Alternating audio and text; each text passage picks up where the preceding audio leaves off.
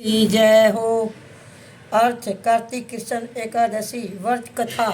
रमा एकादशी। युधिष्ठिर कहने लगा कि हे भगवान, कार्तिक कृष्ण एकादशी का क्या नाम है और उसकी क्या विधि है, इसके करने से क्या फल प्राप्त होता है, सो आप कृपा करके मुझे विस्तार पूर्वक मुझे कहिए। श्री कृष्ण जी बोले, कृष्ण पक्ष की एकादशी का नाम रमा एकादशी है। यह बड़े बड़े पापों को नाश करने वाली है। इसका महत्व मैं तुमसे कहता हूँ, ध्यान पूर्वक सुनो। हे राजन, प्राचीन काल में मचकुंद नाम का एक राजा था। उसकी इंद्र के साथ मित्रता थी और साथ ही यम, कुबेर, वरुण तथा विभूषण के साथ भी निमित्रता थी। यह राजा बड़ा धर्मात्मा और विष्णु भगत और अन्याय के साथ राजा करता था। उस राजा के एक कन्या थी जिसका नाम चंद्रबाग था। उस कन्या का विवाह चंद्रसेना के पुत्र शोभन के साथ हुआ। एक समय वह शोभन ससुर के घर में आई। उन्हें दिनों जल्दी ही पुण्यदायिनी रमा एकादशी भी आने वाली थी। जब व्रत का दिन समीप आ गया तो चंद्रभाग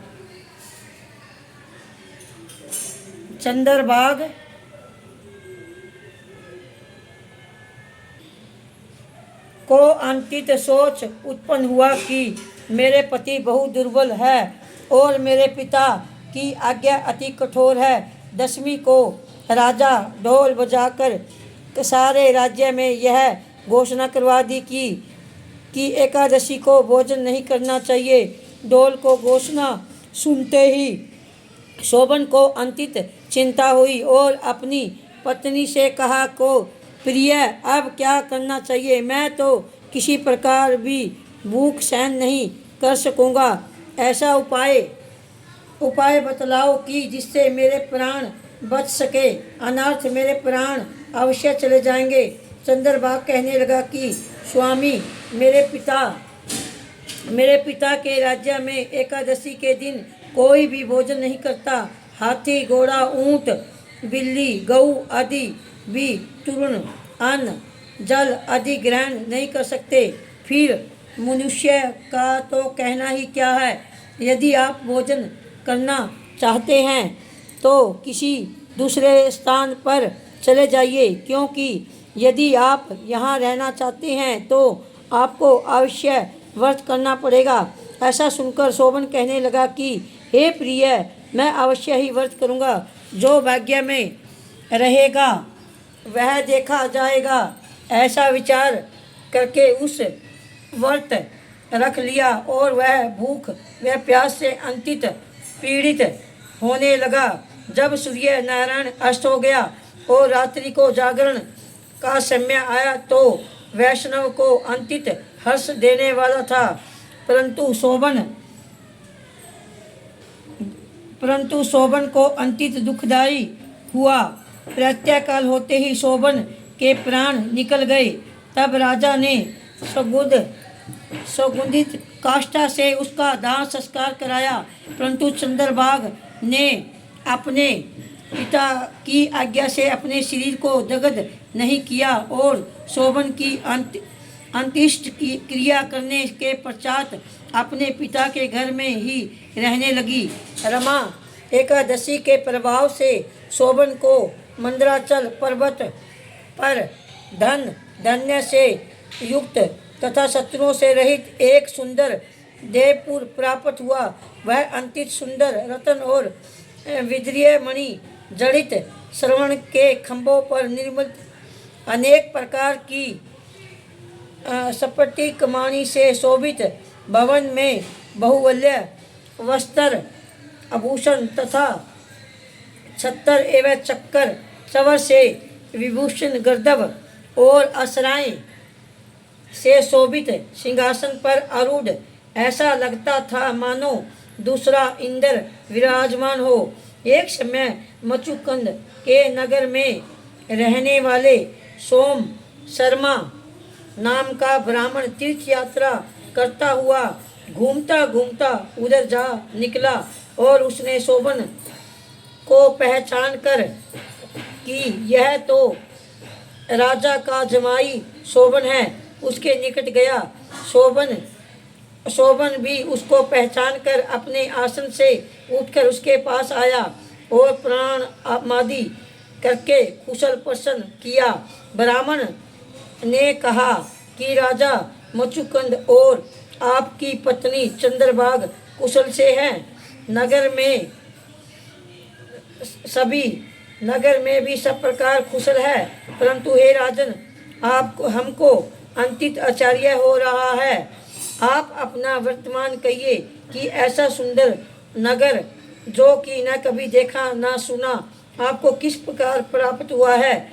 तब शोभन बोला कि कार्तिक कृष्ण रमा एकादशी का व्रत करने से मुझे यह नगर प्राप्त हुआ है, परंतु यह अस्थिर है, यह स्थिर हो जाए ऐसा उपाय कीजिए। ब्राह्मण कहने लगा कि हे राजन, यह स्थिर क्यों नहीं है और कैसे स्थिर हो सकता है, यह आप बतलाइए, फिर मैं अश्वमेध वह उपाय करूँगा। मेरी इस बात को आप मिथ्या न समझिए। शोभन कहने लगा कि मैंने इस व्रत को श्रद्धा रहित होकर किया है, अंत यह सब कुछ सत्य है। यदि आप मचुकंद को किन्या चंद्रभाग को यहाँ सब वर्तमान कहे तो यह सितर हो सकता है। ऐसा सुनकर उस श्रेष्ठ ब्राह्मण ने अपने नगर में लौटकर चंद्रभाग से सब वर्तमान कहा। ब्राह्मण के वचन सुनकर चंद्रभाग बड़ी प्रसन्नता के साथ ब्राह्मण से कहने लगा कि यह ब्राह्मण, यह सब बात आपने प्रत्यक्ष में देखी या सपने की बात कह रहे हो। ब्राह्मण कहने लगा कि हे पुत्री, मैंने महावन मैं तुम्हारे पति को प्रत्यक्ष देखा है, साथ ही किसी से विजय न हो ऐसा देवताओं के नगर के समान उनका नगर भी देखा है।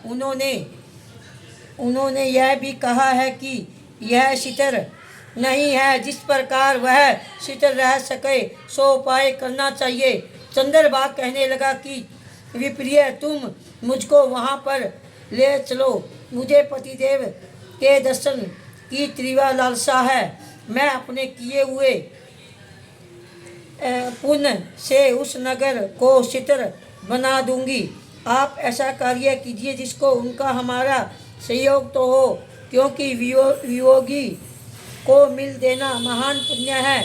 सोम शर्मा यह बात सुनकर चंद्रभाग को साथ लेकर मंदराचल पर्वत के समीप वामदेव के ऋषि के आश्रम में गए। वामदेव ऋषि ने उनकी बात सुन कर वेद मंत्रों को उच्चारण से चंद्रभाग की उनकी बातें सुनकर वेद मंत्रों का उच्चारण से चंद्रभाग को अभिषेक किया। तब ऋषियों के मंत्र के प्रभाव और एकादशी के व्रत से चंद्रभाग का शरीर दिव्य हो गया और वह दिव्य गति को प्राप्त हुई।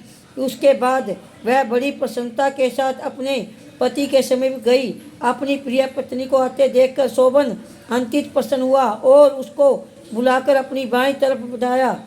चंद्रभाग कहने लगा कि हे प्राण नाथ, आप मेरे पुण्य को ग्रहण कीजिए। आपने पिता के घर में जब मेरे 8 वर्ष की थी, तब मैं विधि पूर्वक एकादशी के व्रत को श्रद्धा पूर्वक करती आ रही हूँ। इस पुण्य के प्रताप से आपका यह नगर स्थिर हो जाएगा। तब चमत्कार यह पूर्ण होकर प्रलय के अंत तक रहेगा। इस प्रकार चंद्रभाग दिव्य रूप धारण करके तथा दिव्य आभूषणों और वस्त्रों से सुजित होकर अपनी पति के साथ रहने लगी। हे राजन, यह मैंने रमा एकादशी का महत्व कहा है। जो मनुष्य इस व्रत को करता है उनके ब्रह्म हत्या आदि समस्त पाप नष्ट हो जाते हैं। कृष्ण पक्ष और शुक्ल पक्ष दोनों की एकादशी का समान है, इनमें कोई भेदभाव नहीं है। जो दोनों को पढ़ते अथवा सुनते हैं वह सब पापों को छूटकर विष्णु लोक को प्राप्त होते हैं। बोल कृष्ण भगवान की जय। रमा एकादशी की जय।